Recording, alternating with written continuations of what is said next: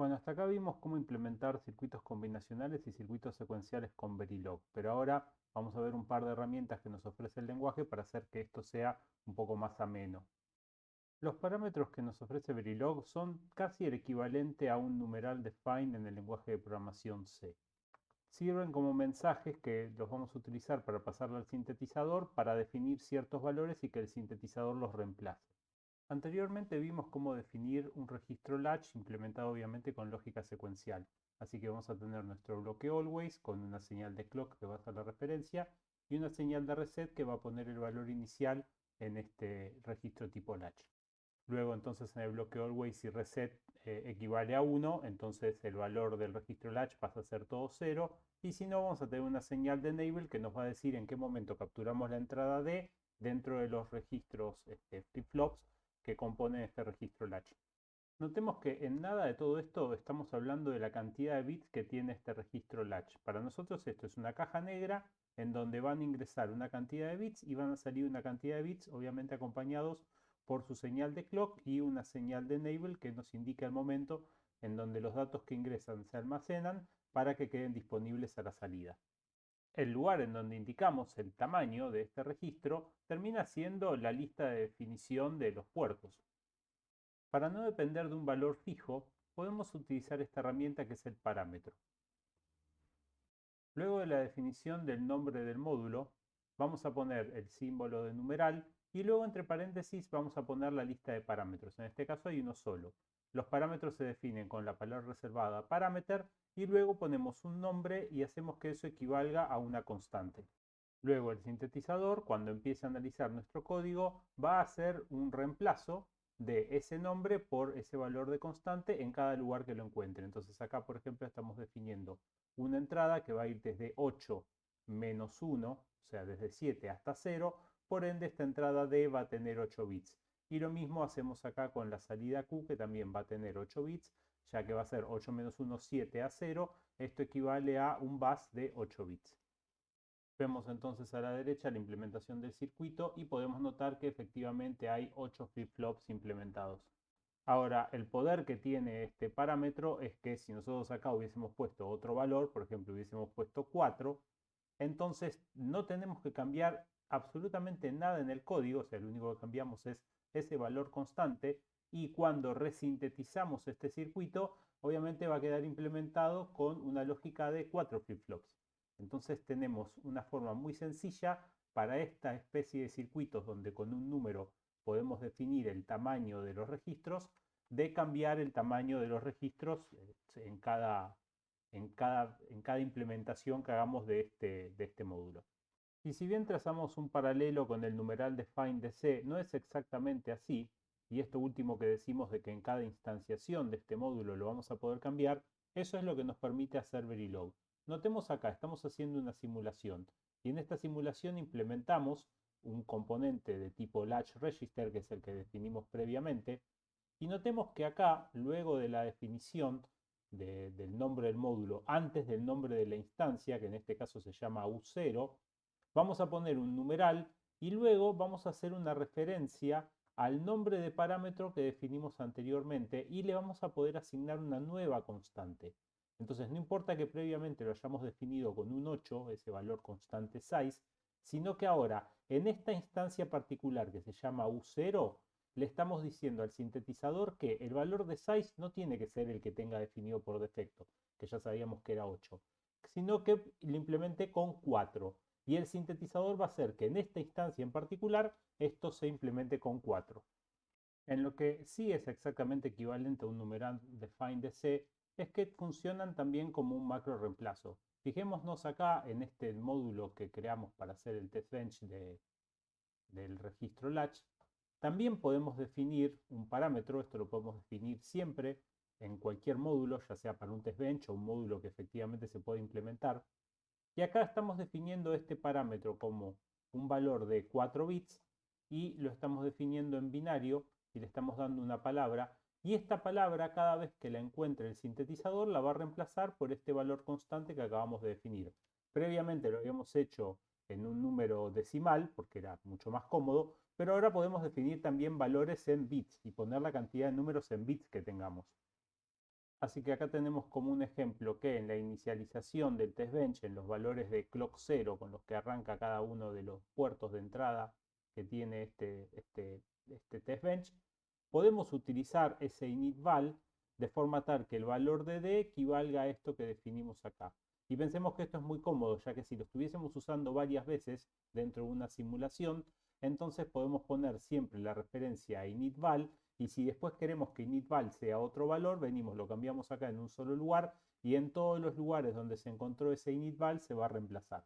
Entonces son muy cómodos los parámetros a la hora de hacer que el código sea prolijo, así que es una herramienta que vamos a utilizar bastante en Verilog. Esta herramienta de parámetros también la va a usar el fabricante del chip, en este caso Xilinx, para que nosotros podamos, a la hora de instanciar ciertos elementos internos de la FPGA, parametrizar el uso de los mismos. Si bien en nuestro modelo didáctico de una FPGA solamente hablamos de LUTs, dentro de una FPGA suele haber más componentes. Suele haber memorias que podemos instanciar, sumadores, multiplicadores y dispositivos que nos permiten sintetizar señales de clock con una frecuencia específica. En el manual de la FPGA, que acá lo tenemos representado para la familia 7 de Xilinx, nos vamos a encontrar con la descripción de cada uno de los componentes que podemos instanciar directamente de la FPGA. No es una práctica muy común, pero es una práctica que podemos realizar.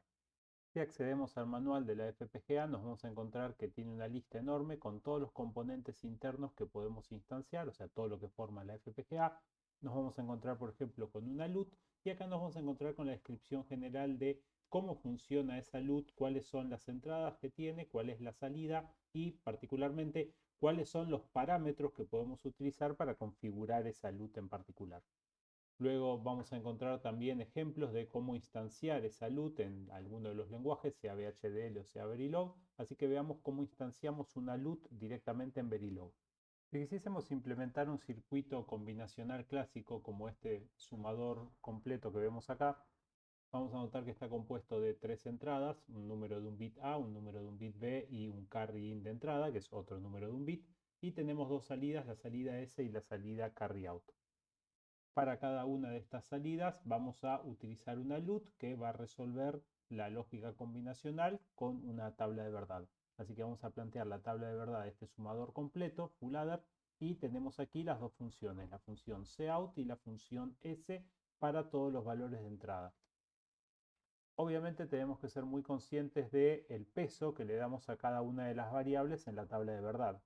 En este caso estamos poniendo como el bit más significativo el carry in, luego ponemos A y luego ponemos B. Esto es importantísimo que lo tengamos en cuenta, ya que este valor que vamos a generar de salida para la función cout, por ejemplo, que como vemos equivale a E8, ya que tenemos E y acá tenemos 8, siempre visto de abajo para arriba, coincide con estos pesos en la entrada de la tabla de verdad. Si cambiamos los pesos, entonces puede ser que el valor que obtengamos de salida sea distinto. Entonces tenemos que ser conscientes de que eso coincida a la hora de conectarlo a la LUT. Vemos entonces que la LUT es un componente en donde tenemos tres entradas, I0, I1 e I2, y tenemos la salida output. Y acá tenemos la forma de instanciarlo provista por el manual, y vemos que existe ese parámetro init en donde nosotros le vamos a poner el valor de la función que queremos que esa LUT resuelva. Así que sencillamente podemos crear un nuevo módulo que se llame full adder implementado con LUT, en donde tenemos las tres entradas y tenemos las dos salidas, y para cada una de las salidas vamos a implementar una de esas LUTs y le vamos a cambiar el valor de init. Lo que es importante es respetar cuál es el orden en el que le conectamos las entradas para que coincida con el peso que espera la LUT. En el caso de la LUT espera en I2 el peso más significativo y en I0 el peso menos significativo. Esto nos tiene que coincidir con la tabla de verdad que planteamos previamente. Vemos entonces aquí abajo que aparece el esquemático implementado del circuito que acabamos de implementar con LUTs y es efectivamente un full adder implementado con dos LUTs. Lo que estamos haciendo de esta forma es todo lo contrario a lo que Verilog quiere que hagamos. El lenguaje Verilog, recordemos que es un lenguaje para describir cómo funcionan los circuitos y que el sintetizador entienda lo que nosotros queremos que el circuito haga y lo implemente con LUTs o con flip-flops o con lo que sea. Acá le estamos diciendo directamente cómo cargar la LUT. lo cual va un poco en contra de que esto sea sencillo de entender, porque me tengo que poner a fijarme cuál es la función que se implementa en cada uno de estos casos para entender qué es lo que hace el circuito. Pero es algo que estamos haciendo a modo de ejemplo nada más. Es muy raro que utilicemos LUTs cargadas a mano, pero es muy común que encontremos otros componentes de la FPGA como memorias o como circuitos para sintetizar clocks que sí implementemos a mano y que sí parametricemos a través de esta herramienta que aprendimos que es parámetros.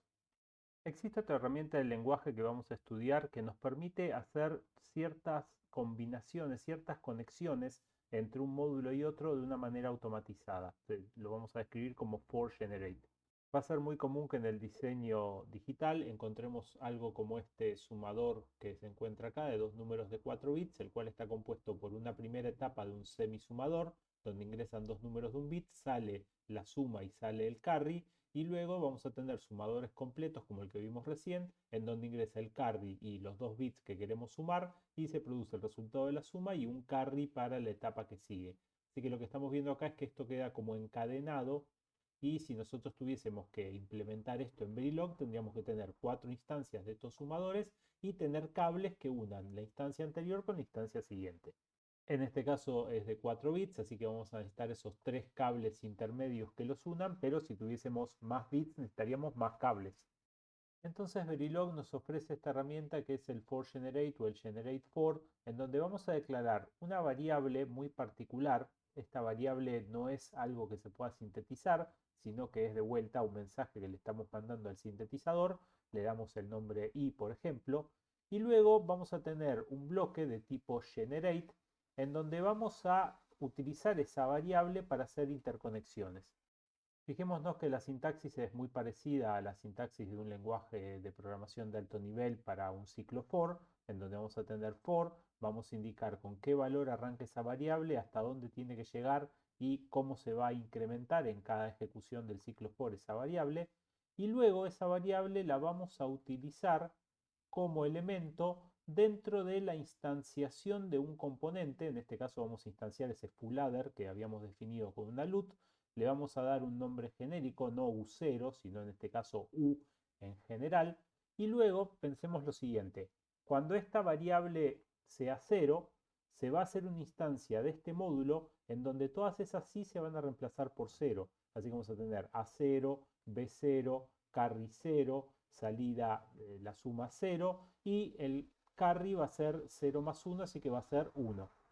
Entonces vamos a tener una caja negra donde van a estar las tres entradas, A, B y carry de entrada, y las dos salidas, suma y carry de salida, y van a estar conectadas de esa forma.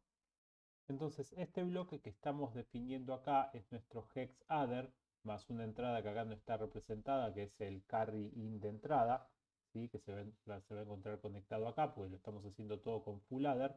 Y notemos que en cada caso vamos a tener A0 y B0 que van a estar conectados a la primera instancia del sumador completo, A1 y B1 a la segunda, B2 y A2 a la tercera y B3 y A3 a la cuarta instancia. Y eso lo podemos lograr entonces con esta sintaxis del forGenerate. Luego la salida, la suma S, también la vamos a estar conectando en cada etapa y fijémonos que los subíndices coinciden. La salida 0 coincide con la salida del sumador completo que suma B0 y A0, y lo mismo pasa con el 1, con el 2 y con el 3. Ahora, para estas líneas de carry que unen un módulo con el siguiente, lo que vamos a hacer es, vamos a definir un vector, un bus, con ese wire ahí con 5 cables de carry, y entonces lo que vamos a estar haciendo es que cada instancia de esto va a completar el cable de carry que le sigue, que se va a conectar en la instancia siguiente, tomando el valor sub i, y por eso cada una de las salidas se va a conectar a ese bus sub i más 1, y de esta manera nos queda ese encadenado que tenemos ahí. Cuando vemos la implementación, efectivamente acaba de hacer las 4 instancias de esos full adders y las acaba de encadenar, y lo que vamos a ver es que a cada nombre de instancia le va a poner ese gen block ahí agregado para indicar que eso se generó con un bloque generate, y lo que vemos es que efectivamente implementa ese sumador hexadecimal, o sea, sumador de números de 4 bits completo. No existen muchos casos donde nos vamos a encontrar con estos generates, con este for generate, Es en estos casos en particulares donde tenemos algo que es repetitivo y que hay como una cadena de conexiones. Para ese caso es ideal. Luego no existen otros casos donde sea realmente práctico. El último elemento de estos elementos avanzados del lenguaje que vamos a ver es más que nada algo que implementa el entorno de desarrollo, pero el concepto de IP cores existe no solamente para Xilinx, sino para todos los otros fabricantes y en Verilog en general, como una idea de distribuir algo que nosotros diseñemos, de lo cual queremos mantener la propiedad intelectual, así que es como la receta de la Coca-Cola. No queremos dar a conocer la receta de la Coca-Cola, pero queremos distribuir Coca-Cola. Bueno, con los cores IPs pasa exactamente lo mismo. Nosotros le queremos distribuir a alguien nuestro diseño, pero no darles el diseño escrito en Verilog, sino que es como darles la parte binaria, darle el objeto que se genera luego de haber sintetizado ese código en Verilog. Esto de alguna manera tendría que ser parametrizable, así que vamos a tener alguna forma de parametrizar la implementación de estos módulos IPs. Generalmente el IDE que vamos a utilizar, en este caso va a ser Vivado, nos va a dar una interfase gráfica para poder configurar o parametrizar estos módulos IPs y vamos a ver ahora un par de ejemplos con algunos que nos provee la propia herramienta de Xilinx. Pero la idea es que nosotros también podamos diseñar nuestros módulos IPs y distribuirlos. Como ejemplo vamos a utilizar los que nos da Xilinx, que son libres para utilizar dentro de esta licencia de Vivado que tenemos. Para utilizar módulos IPs dentro de Vivados vamos a crear un diseño en bloques, ¿sí? Porque esto va a ser literalmente una cajita negra a la cual le vamos a poner cables, que no sabemos cómo está implementado, así que vamos a trabajar con el diseño en bloques. Le damos un nombre a nuestro diseño, por ejemplo vamos a hacer un sumador y nos quedamos con este diagrama en donde vamos a poner los bloques y la interconexión entre ellos.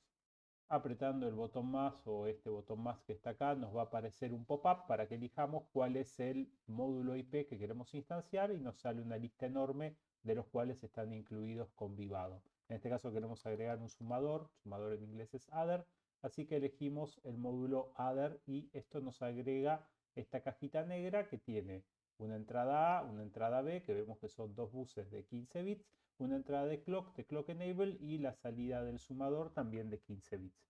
Ahora, probablemente este no sea exactamente el sumador que queríamos implementar, vamos a asumir que queremos implementar uno de 32 bits, entonces le hacemos doble clic y en la interfase gráfica, en esta ventana de diálogo que nos trae, vamos a poder hacer la customización de este módulo IP.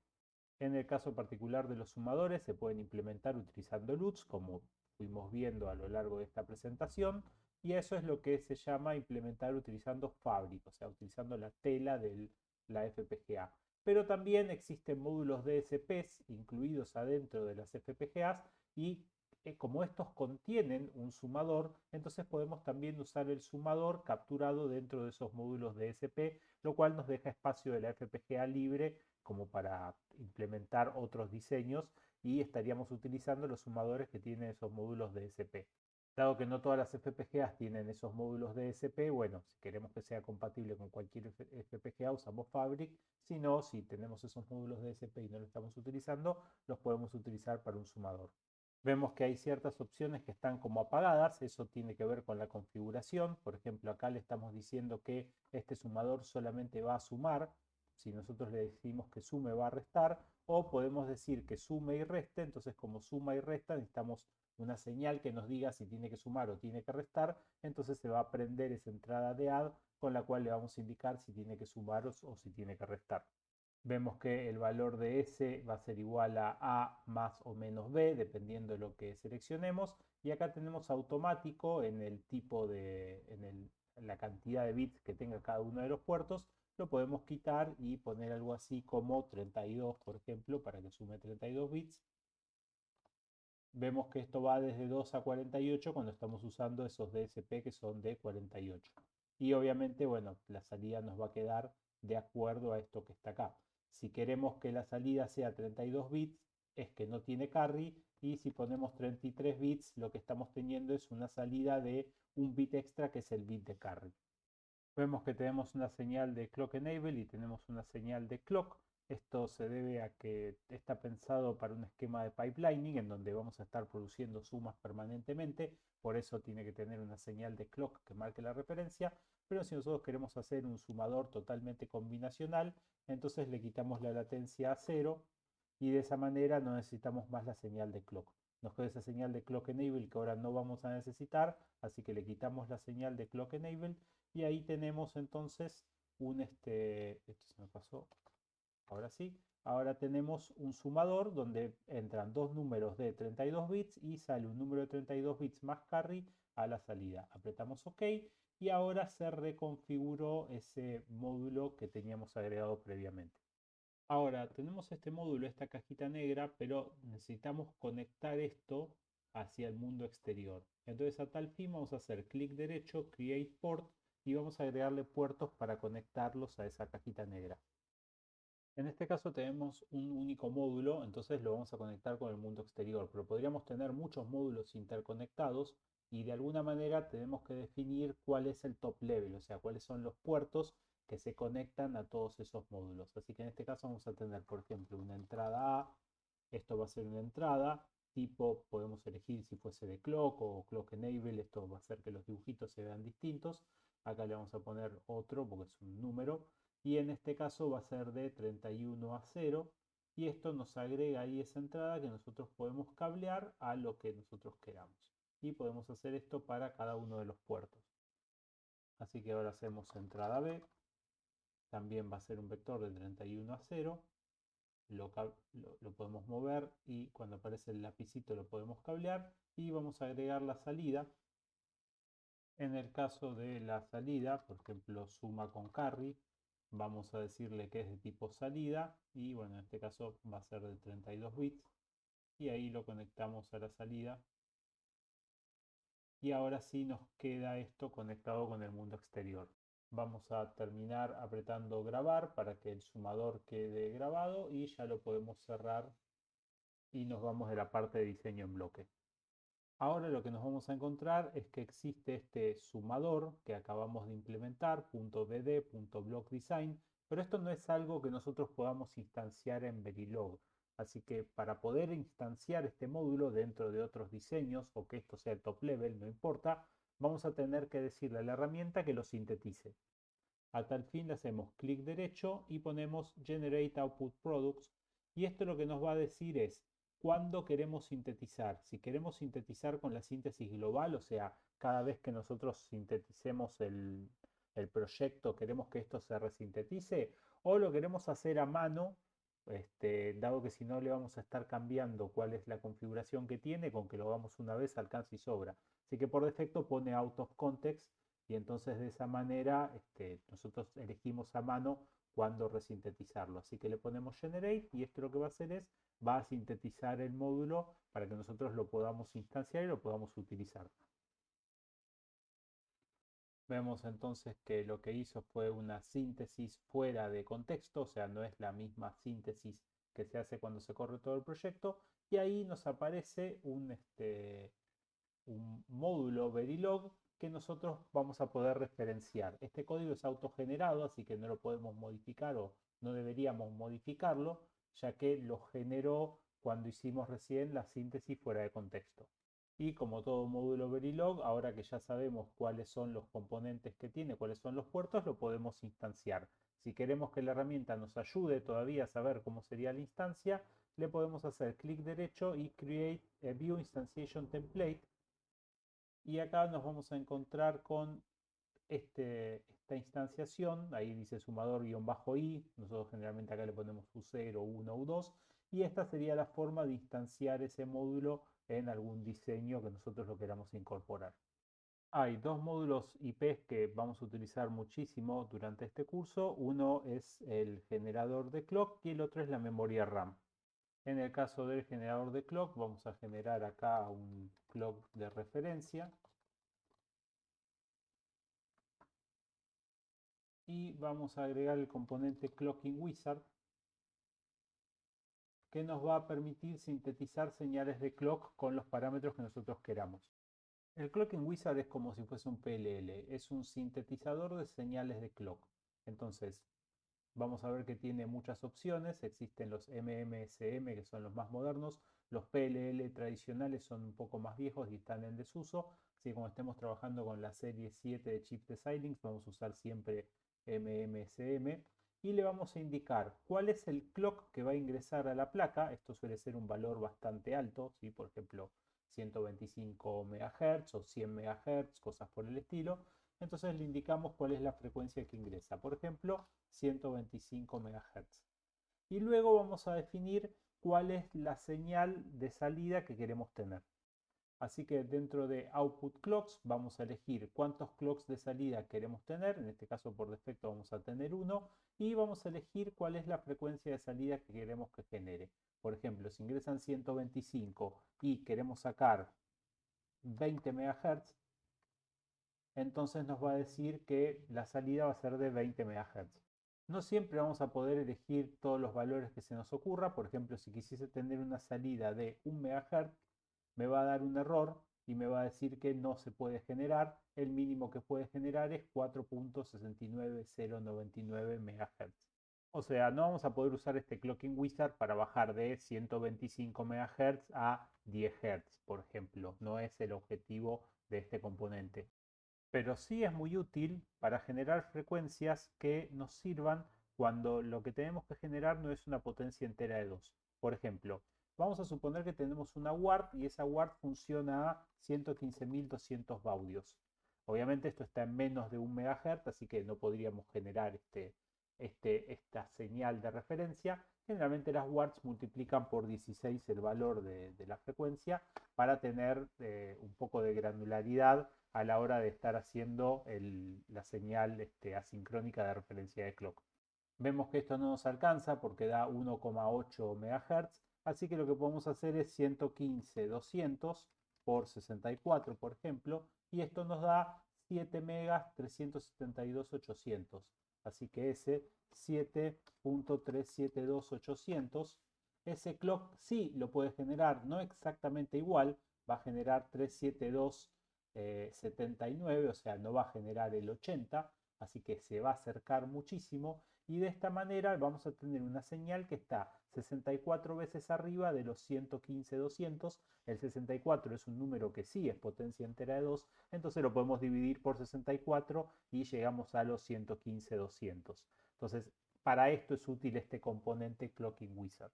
Luego vamos a ver cuando implementemos una interfase VGA sobre estos circuitos integrados, vamos a necesitar un clock de referencia de 25 MHz. Si la placa es de 110 MHz, por ejemplo, que no sea un valor muy común, vamos a poder sí llevarlo a 25 MHz sin problema. Así que ahora tenemos a la entrada esta señal clock in y esta señal clock out.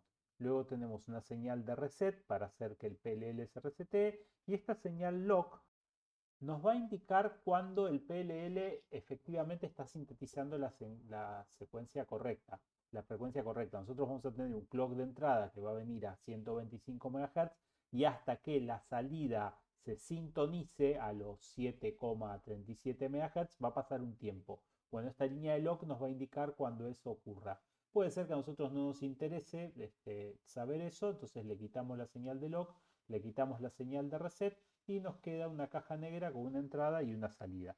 Esto no es otra cosa más que un convertidor de clock. Va a ingresar una señal de entrada. Esa señal de entrada es un input que va a ser un clock. Le indicamos cuál es la frecuencia para que quede dentro del registro de Xilinx. Lo conectamos y le podemos agregar una salida. Esto va a ser un output, es la salida y también va a ser de tipo clock. Y hacemos la conexión y nos queda este módulo que va a convertir de 125 MHz a 7, algo. Y esta salida sí se puede conectar a las líneas de clock de la FPGA.